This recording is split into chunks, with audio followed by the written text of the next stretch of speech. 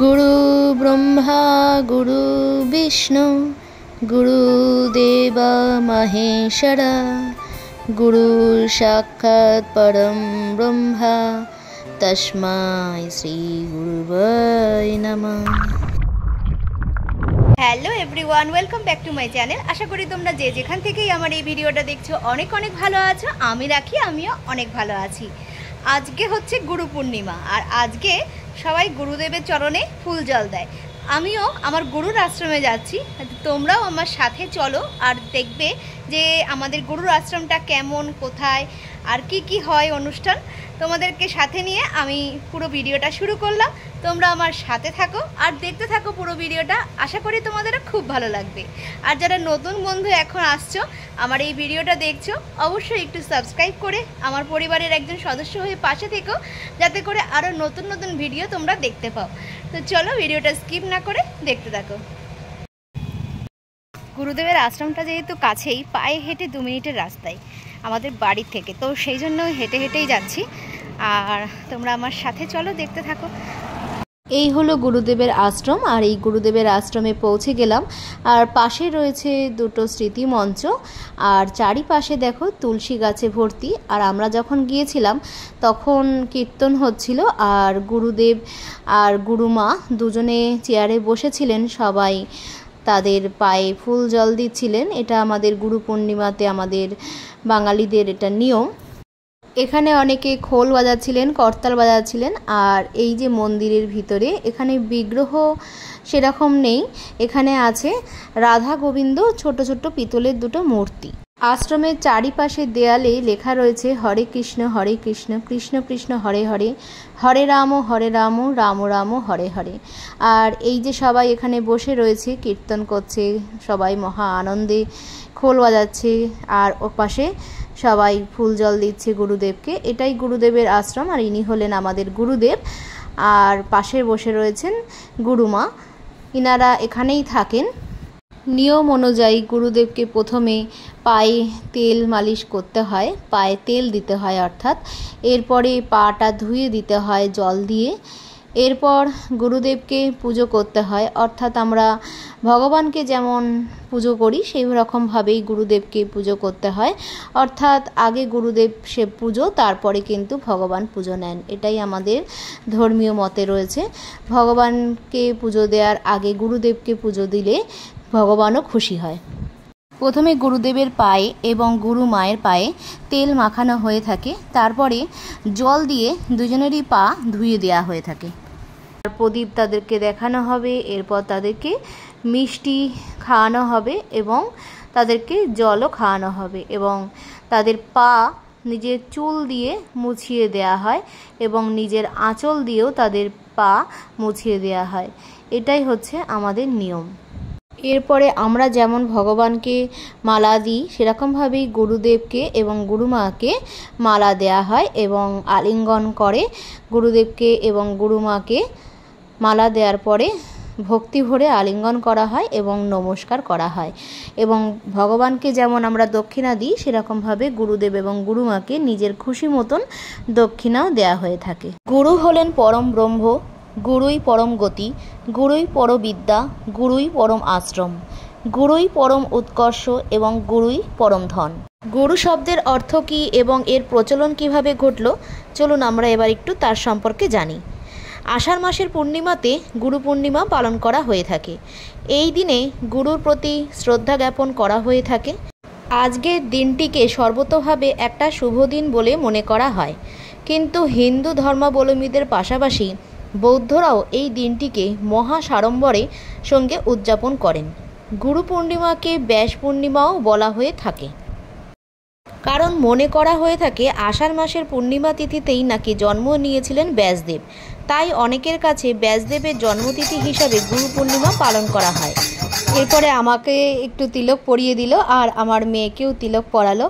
আর এই তিলক পরাটা কেমন হয়েছে তোমরা কিন্তু অবশ্যই আমাকে কমেন্ট করে জানিও।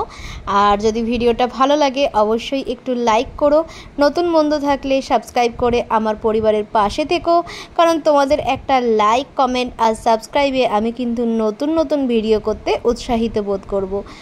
আর ভিডিওটা কেমন লাগছে অবশ্যই কিন্তু আমাকে জানিও। তবে বৌদ্ধ ধর্মাবলম্বীদের মতে এই গুরু পূর্ণিমার বিশেষ তিথিকে গৌতম বুদ্ধ ধর্ম নিয়ে উপদেশ দিয়েছিলেন। গুরুদেবের আশ্রমের পাশে একটা তুলসী মঞ্চ আছে, সেটাও তোমাদের সাথে আমি একটু শেয়ার করে নিলাম। আর আশেপাশেও দেখো কত তুলসী চারা হয়েছে। এরপরে আমরা কীর্তন হবে, সেই কারণে এখানে বসে কীর্তন শুনছিলাম। প্রসঙ্গত এই গুরু শব্দেরও কিন্তু একটা অন্তর্নিহিত অর্থ রয়েছে। গু কথার অর্থ অন্ধকার এবং রু কথার অর্থ হচ্ছে অন্ধকার দূরীভূত করা। আর সেই কারণেই একজন মানুষের জীবনে গুরুর অবদান সবথেকে বেশি। বলা হয় একজন গুরুই পারেন তার শিষ্যের জীবন থেকে যাবতীয় অন্ধকার দূর করে দিতে। নেপালে আজকের দিনটিকে বিশেষ আড়ম্বরে পালিত হয়ে থাকে, কারণ নেপালে আজকের দিনটি শিক্ষক দিবস হিসাবেও পালিত হয়। এই দিন সেখানে সকলে তাদের গুরুর প্রতি শ্রদ্ধা জ্ঞাপন করেন। পাশাপাশি গুরু পূর্ণিমা নিয়ে প্রচলিত আরও একটা মতে বলা হয় যে ভগবান শিব এই তিথিতেই প্রথম জ্ঞান প্রদান করেছিলেন, আর সেখান থেকেই গুরু প্রথার সৃষ্টি হয়। ভগবান শিবকে তাই আদিগুরু হিসাবে মনে করা হয়। গুরুর বচনে পাথেয় করেও জীবনে এগিয়ে চলাই সকলের জীবনের মূল লক্ষ্য। তাই শাস্ত্রেও আজকের দিনটিকে বিশেষ মাহাত্ম্য অনেক বেশি।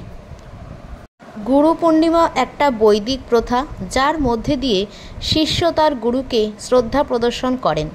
প্রাচীন আর্য সমাজে শিক্ষক বা গুরুর স্থান কতটা গুরুত্বপূর্ণ ছিল বোঝা যায় যখন ছাত্র, শিক্ষক বা গুরু শিষ্য পরস্পরকে সম্মানিত করতে একটা পূর্ণ দিন উৎসর্গ করা হতো। এই গুরুদেবের কাছে বহু মানুষ দীক্ষিত হয়েছেন, এমনকি আমিও দীক্ষিত হয়েছি। এই আশ্রমে প্রত্যেক দোল পূর্ণিমাতে, জন্মাষ্টমীতে, গুরু পূর্ণিমাতে অনুষ্ঠান হয়ে থাকে। এছাড়া দীক্ষার অনুষ্ঠানও হয়ে থাকে। এই মন্দিরে দিনে 3 বার করে পুজো হয়ে থাকে। গোসাই মা আর গোসাই বাবা এই মন্দিরে পুজো করে থাকেন।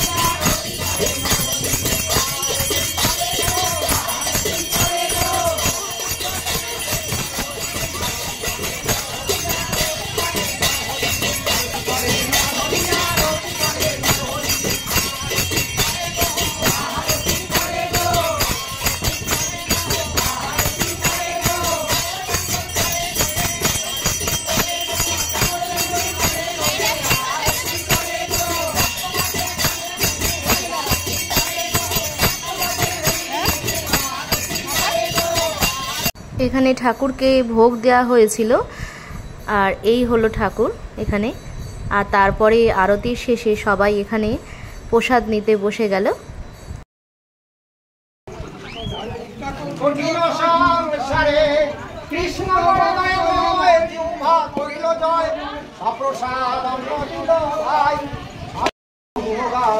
প্রেম সে ডাকো চৈতন্য